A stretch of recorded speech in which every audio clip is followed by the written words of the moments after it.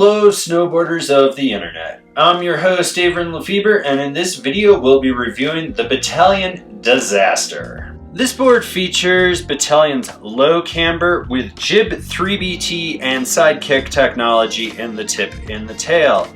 Low camber is probably the most mellow traditional camber that Bataleon makes. I mean, there's next to no rise in it, and then jib 3BT and sidekick help scoop up the nose and the tail, so you get this bevel on the sides there to raise the contact points. It just makes it easier for the board not to hook up, and then you've got that center platform for locking into presses.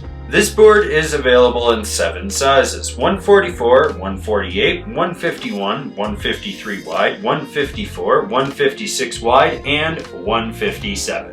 I rode this board at Copper Mountain on a bluebird day. It was slightly warmer temps, perfect hero snow, 0 wind, and I rode it with my K2 Thraxis boots and my Rome Black Label bindings. While this board is soft, and let's not forget I'm definitely over the weight range for a 151, it's not so soft that it's unstable.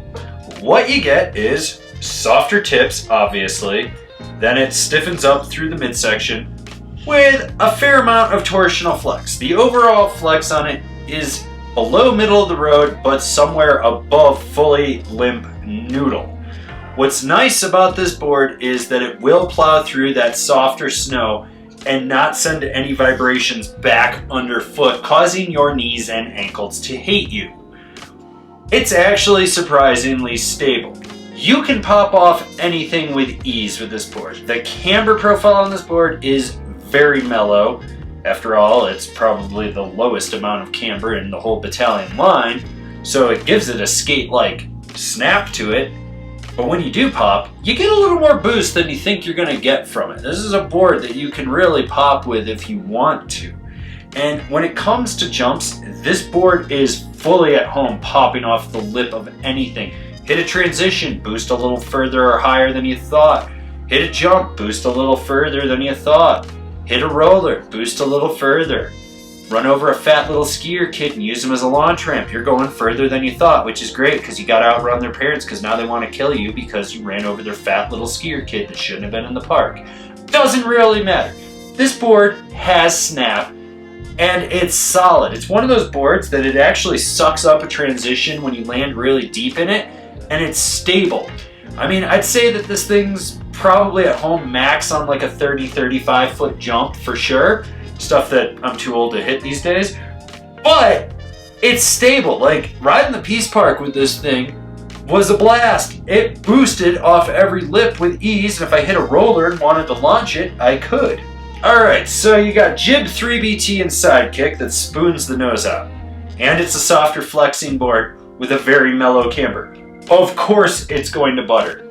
It's going to be very easy to butter with this thing. You get your weight out over the nose and it just locks in and you can swivel and sizzle, and you don't have to worry about that contact point hooking. You can just spin around in circles if you want, as long as you know what you're doing. If you don't know what you're doing, well then there's no hope for you. This board butters exceptionally well. Slow speeds, high speeds, it's got you covered. Now, when it comes to jibbing, you want to land in that flat section on the 3BT. So you want to make sure you're right in there on it.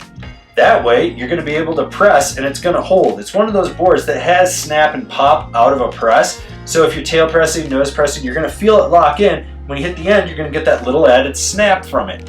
And if you get sideways, well, you got a very mellow camber to hug the rail, and the board, believe me, will hug the rail. You'll feel it wrap right around. It's great. You're sliding, it's hugging, you're good. You're locked in till you hit the end and you come off.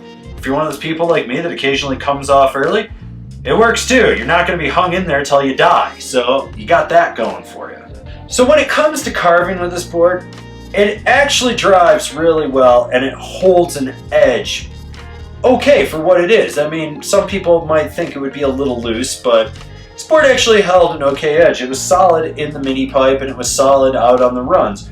What you notice is you do lose that contact point out the tip, so it kind of locks in a little bit closer to underfoot. As long as you know that, you're probably going to be fine.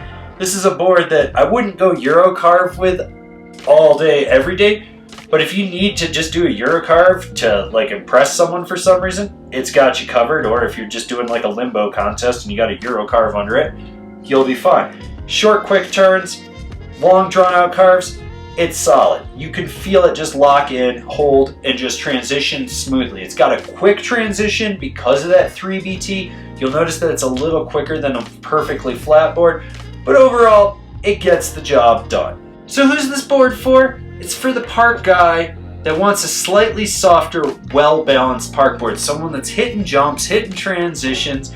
They're gonna go butter around, they're gonna hit some rails, they might ride the mini pipe. They might even just decide to go send a 35-foot jump for no other reason than they can. This board was a blast to ride. It's stable where it counts, it's playful where you need it to be. If you want 3BT and you want a well-balanced park board that's a little softer, this is it. Even though I rode the 151, I don't think I need to upgrade to a bigger size. This thing was a blast for what it was. It got the job done. It was the perfect board for those conditions and that type of riding that I do. Comparable boards: the Ride Kink, the Telos Chillum, the Rome Gangplank.